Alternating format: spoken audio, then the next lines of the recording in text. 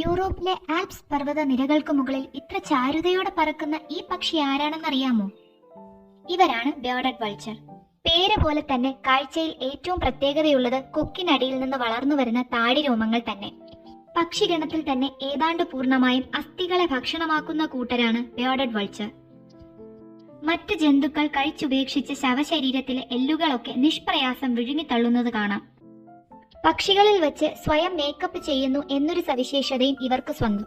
നെഞ്ചിലെയും തലയിലെയും തുരുമ്പിച്ച orange നിറം പാരമ്പര്യമൊന്നുമല്ല. ഈ നിറം സ്വന്തമാക്കാനായി അയണോക്സൈഡ് അടങ്ങിയ ചെളിയിലും മണ്ണിലുമൊക്കെ കിടന്നു മെഴുകും ഈ വിരുതന്മാർ.